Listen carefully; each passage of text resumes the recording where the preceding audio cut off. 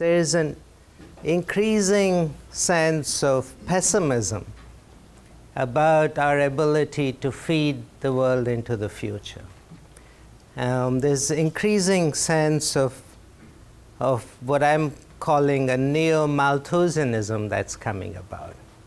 And that sense of neo-Malthusianism is driving research agendas in ways that may not be as productive as we look to the future and look at a very different food system into the future. And that's what I'd like to talk about. So first, let me start by saying, why do we see this neo-Malthusianism coming about? I think part of the reason is that, as we all know, we've seen unabated population growth rates across the developing world, and the UN projections are that we will be getting to about 9 billion people by 2050 time period.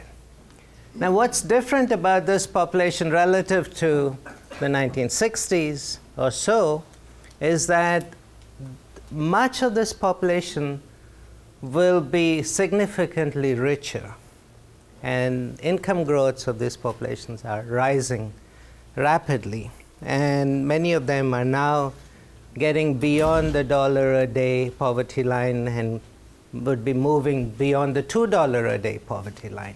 And that means that you'll see substantial increase in overall demand for food, overall demand for agriculture products. But the composition of that demand will be quite different than for populations that were much poorer in the past, and I'd like to talk about that. FAO estimates that as you look towards that 2050 time period, the world as a whole will need 70% more food than is produced today. And if you look at developing countries per se, we're talking about a 100% increase in their overall supply situation relative to where they are today. So that's part of the reason for the growing concern about our ability to feed ourselves. But in addition to that, we're beginning to see increased diversion of food grains to biofuels, and that's certainly an issue that's raising enormous concerns. And adding to all of that are the uncertainties associated with climate change and the long-term impact that climate change will have on overall food supplies. So these are all factors that are driving the pessimism that's taking place. And that pessimism has been growing gradually over time. But then since the 2008 food price crisis, and the fact that food prices rose very sharply and continued to persist at a much higher plateau than they were in the 2 decades prior to that, has really driven the pessimism to a high peak and brought out all of the neo-Malthusians in full force. And so much of the public debate is being driven by this pessimism that's taking place. But we've been here before. We've been here in the past. If you remember the 1960s, in the 1960s, people were actually talking about triage, talking about large sections of the global population that needed to be sacrificed so that the rest of the world could survive and have enough food to eat. We've been here in the 70s when the Club of Rome put out a report saying that we're going to run out of resources. We all know about Paul Ehrlich's famous book, The Population Bomb. And these predictions of gloom and doom have come in the past, but we've been able to overcome them. The world has been able to show that it can overcome many of these dire predictions. And the remarkable change that we've seen in agricultural systems since the 1960s, because of the Green Revolution, because of rapid productivity improvements, is something that is a major lesson for us all to reflect on as we look into the future. And what we've seen in this time period in the 60s is seeing the world go from one where many countries were desperately hungry, desperately food insecure, to countries that became food self-sufficient in a very short period of time, within a decade or a decade and a half. What's remarkable was much of the growth in production came out of developing countries rather than the developed countries per se. And much of the growth in production came from improvements in yields relative to expansion in area under cultivation.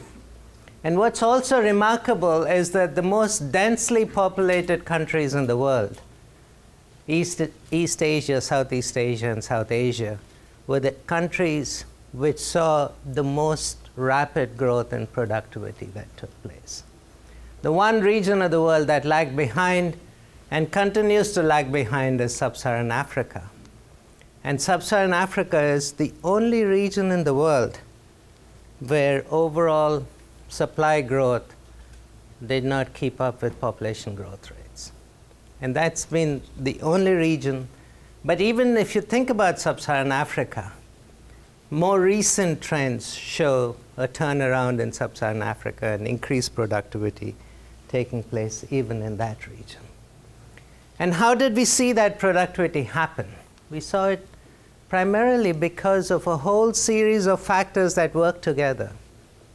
Technology played a big role, certainly a major role of R&D, but the R&D by itself was not enough for the change that took place. It was the R&D along with investments in infrastructure, irrigation, transport, power infrastructure, investments in input markets, investments in output markets, and an overall policy environment that provided small farmers the incentives to enhance productivity. These were all the factors that were necessary. And analysis, country after country, showed that all of these factors were really crucial for making sustainable productivity change happen, and for seeing that shift from food insecurity to food self-sufficiency and overall growth in the economy take place.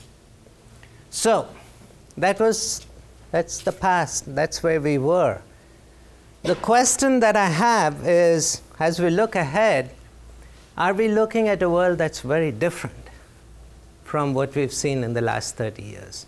Are we looking at a world where we really will not be able to meet the long-term projections in demand through improvements in supply, through changes in productivity, etc.? And that's the question that I'd like to deal with for the rest of this talk.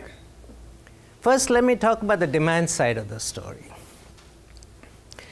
When a lot of the projections are made on demand into 2030, into 2050 time period, I believe that these demand projections are off.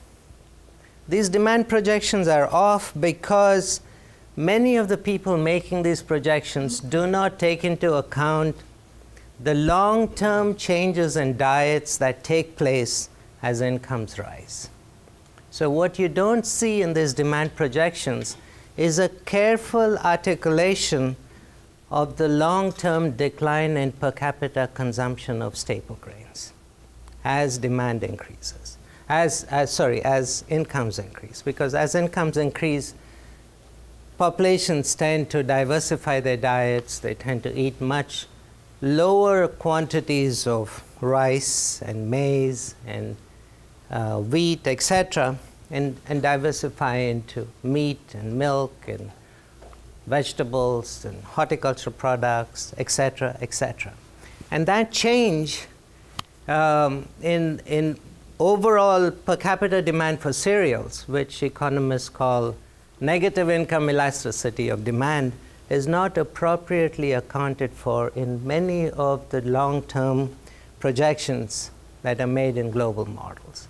And that's part of the reason why you see this enormous increase in demand for staple cereal taking place in much of the projections that you've got. But when you look at household panel data sets from across the world, these household panel data sets show significant drop in per capita consumption of staple cereals, particularly if you look at rice or maize or wheat.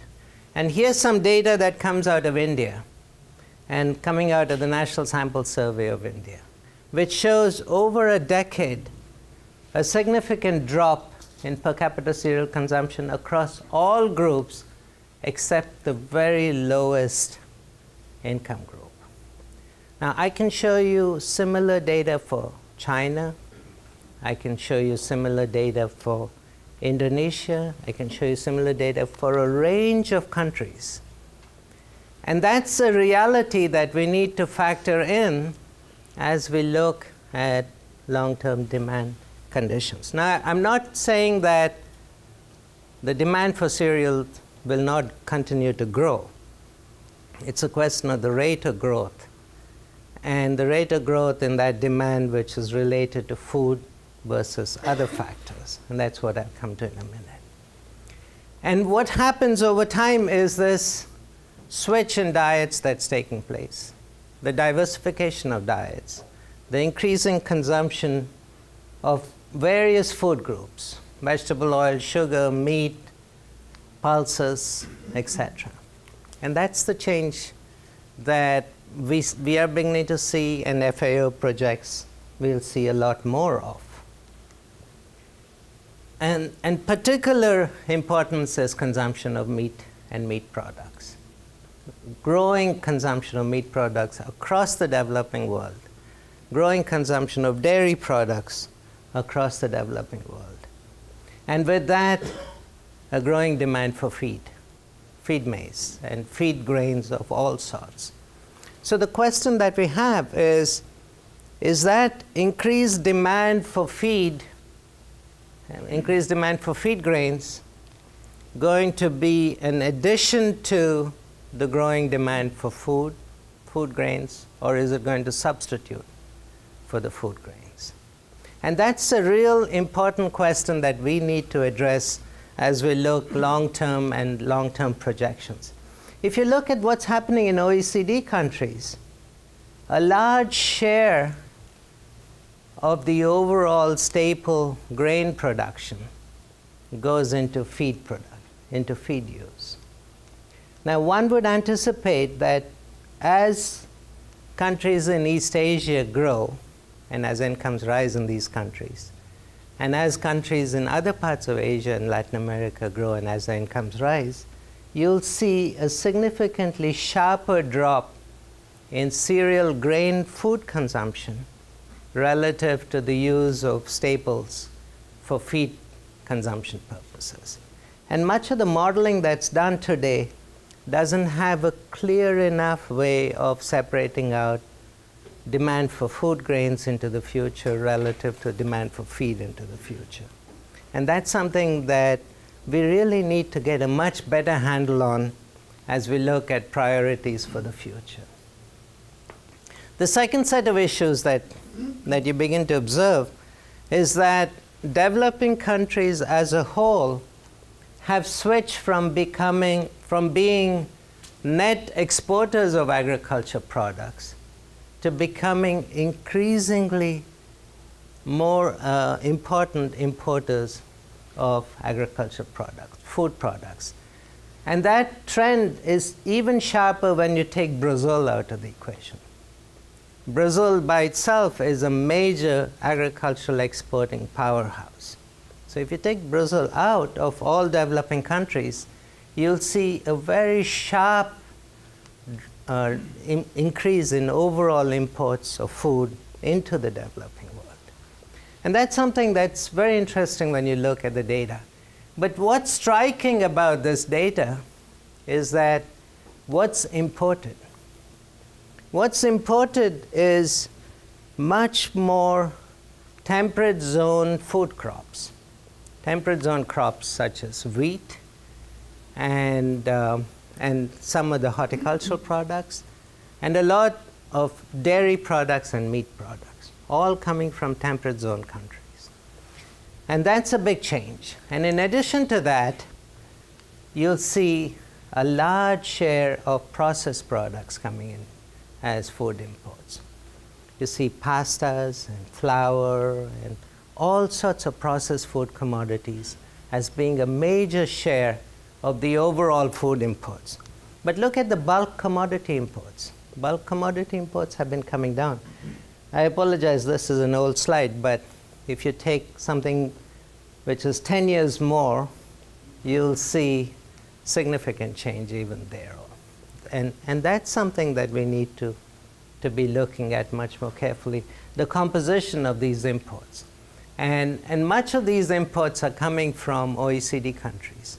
And the prospects are that looking into the future, OECD countries will continue to be major suppliers of overall processed foods and overall temperate zone commodities that are exported into the developing world. So the tension between rising demand versus the supply that needs to meet that demand is not as spatially connected as we look into the future as it was in the past. The role of trade becomes a lot more important than we give it the importance that it deserves. Now let's talk about biofuels. There's a lot of interest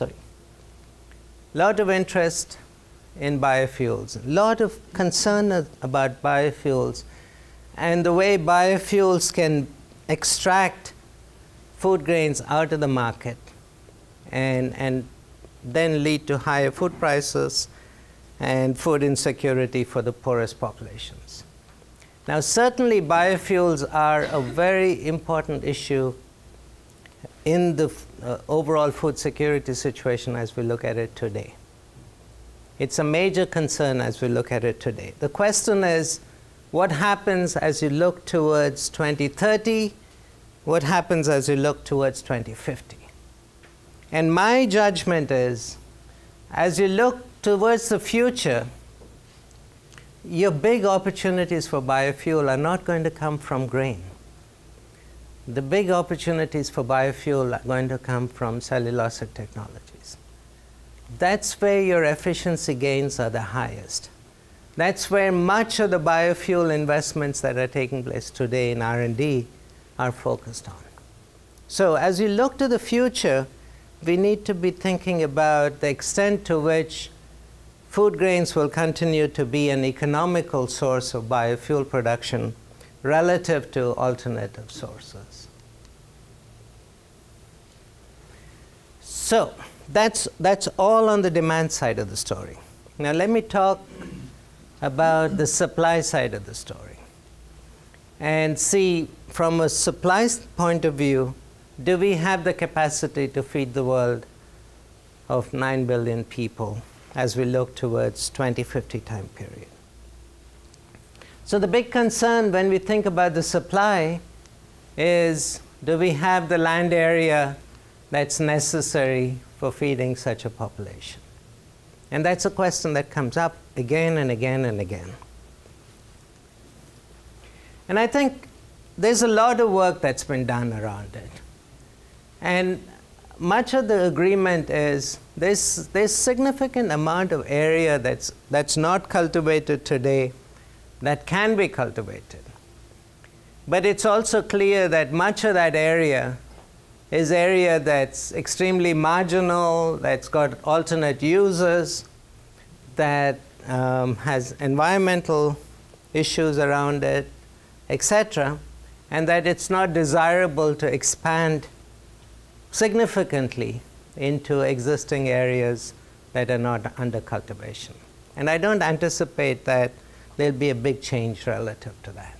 So as you think to the future, I think the big area for productivity growth is going to come from intensification of existing lands rather than expansion into new areas of cultivation. And that's pretty much the only major avenue that we have for increasing overall supplies. And then the question comes up, so where can you intensify? Where are the opportunities for productivity growth? It turns out that the opportunity for productivity growth are quite significant across the developing world. There's been some really interesting work which was reported in PNAS a couple of years ago. And basically what they did was they went in pixel by pixel and tried to look at potential yield relative to average yields in that particular pixel. And they find that there's significant amount of land area across the developing world where yields today are less than 2 tons, 2.5 tons per hectare, with potential for doubling or tripling yields in these areas with the right technology, right infrastructure investments, right policy investments, etc. So the potential for intensification of existing cultivated land is extremely high. What's limiting is the overall investment environment and policy environment that will make it happen. And many of these areas are low productive today because of a set of physical constraints that need to be addressed. And if you can address these physical constraints, we should see productivity improvements taking place in these areas. And one of the major areas of reasons for low productivity is soil fertility, fragile soils in these areas, soils that are prone to high levels of degradation. Sub-Saharan Africa is usually discussed in that context of having very poor soils, the ability to intensify agricultural systems on these soils is very poor, etc. All of that is true, but it's also true that these systems are not systems that cannot be recuperated. These systems are not ones where investment will not turn around productivity in these areas. A lot of work that's been done by the CGIAR system, by the Earth Institute, by several other organizations, and I'm sure a lot of people in this room have shown that one can address the problem of poor soil fertility in sub-Saharan Africa. One can address it through appropriate fertilizer applications, chemical and organic, technological change in these areas, etc. The limitation is not the technology or the knowledge for making that happen. The limitation is very much around access to the fertilizers, affordability of the fertilizers, etc., at the farm level, at the particular region where soil fertility is low. And that's where much of the future investment and policy change has to take place. Not so much on getting the technology to work, getting new technological innovations, but making sure that technology works through appropriate policy and infrastructure investments that are necessary. We know that that's happened in the past. We know that just a couple of decades ago, the cerrados in Brazil were considered extremely low productive lands. These areas were abandoned to ranching and low productive livestock production systems. Today, the cerrados of Brazil are the major breadbasket of the country. They are the main reason why Brazil has become such an extraordinarily powerful exporter of agricultural products.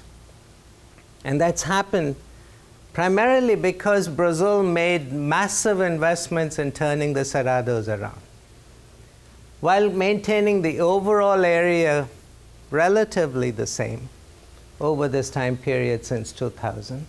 What the Brazilian government did was invest in trying to alleviate the constraints of the cerrados.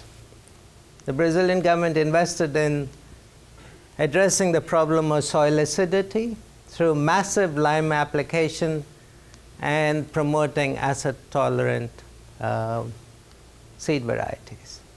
It addressed the problem of low organic matter content by promoting no-till farming.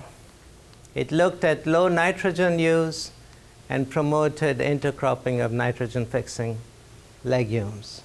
It looked at soil erosion and made investments in irrigation, water harvesting technologies, etc., and brought in drought-tolerant varieties and a whole set of innovations. And the result of all of this was that the Cerrado areas saw overall grain production going from, I lost whatever is there, to almost triple what it was within a decade or so. A massive change that took place. And when you think about the savannas of sub-Saharan Africa, the lessons that the savannas can learn from the cerrados of Brazil is enormous. And I think that's where much of our focus needs to be as we think about future sources of food supply. Water, of course, is a major area of concern for us looking forward, and one should not minimize the importance of looking at the relationship between water and overall food supplies into the future. But I'd like us to look at what are we doing with the water today. If you look at what's happening to water use today, and if you look at the difference between the amount of water that's withdrawn relative to the amount of water that's consumed, that gap is enormous. The inefficiencies in water use today in agriculture systems and in urban systems and in industrial systems is huge. And it's not because we don't have the technology for improving water use efficiency. It's because the overall policy environment for promoting more efficient use of water is extremely limited. It's not surprising that you have declining groundwater tables in the Indian Punjab when you can pump water for irrigation for zero cost, completely subsidized power for pumping irrigation water in the Indian Punjab. Unless you change that situation, you're not going to provide the incentives farmers need to improve overall efficiency of water use. So there's a lot that one can do with existing water supplies to improve overall productivity and overall efficiency of water use, very similar to the way that one can increase overall productivity of land use without having to expand the area that needs to be cultivated. It's something that we need to be talking more about, but we don't talk as much about it. The other part about water is that in many of the big rain-fed areas that we have, there are enormous opportunities to increase productivity of these rain-fed systems. Water harvesting is one way of looking at it, but there's also opportunities for better crop varieties that are tolerant to flooding, crop varieties tolerant to droughts, etc. And biotechnology can play an enormously important role here.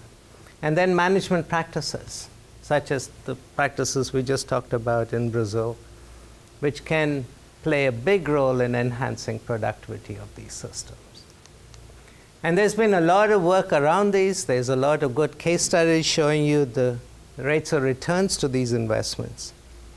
But today, rain-fed areas across the developing world are still the least productive and the least utilized areas, and that's the areas where the potential is the highest. Finally, the issue of climate. And climate's going to be a major factor as we look ahead.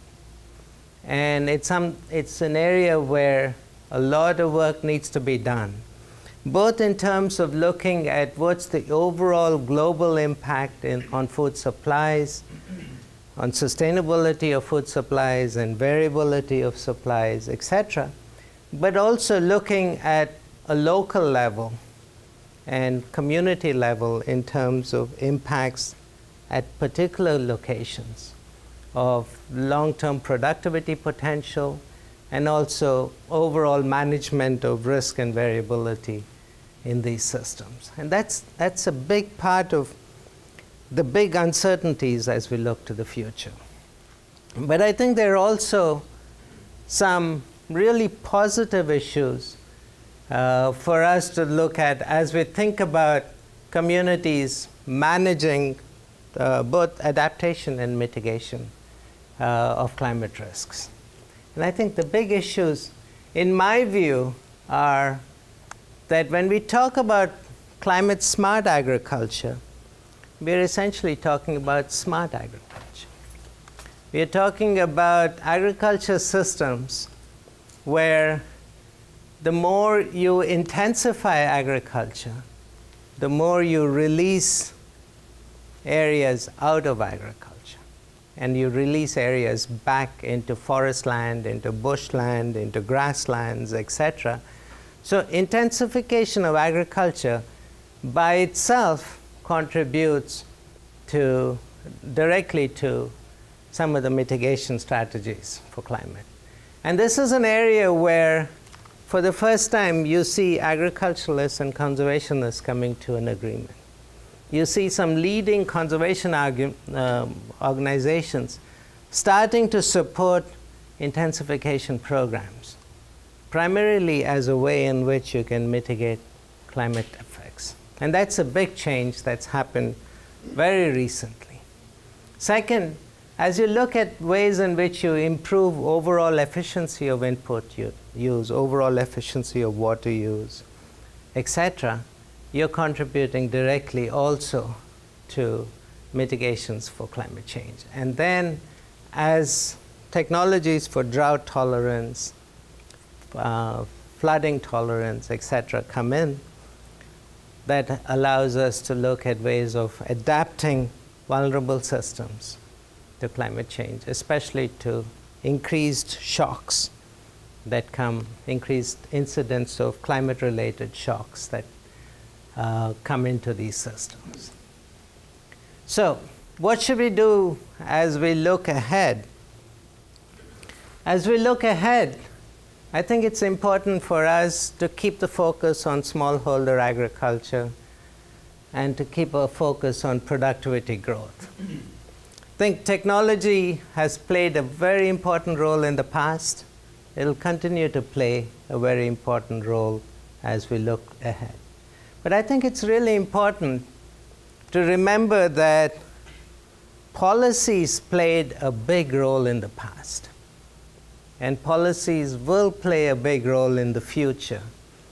And it's important for us all, both the agriculture sciences community and the economics community, to really appreciate the fundamental role that policies along with technologies play in transforming agriculture systems.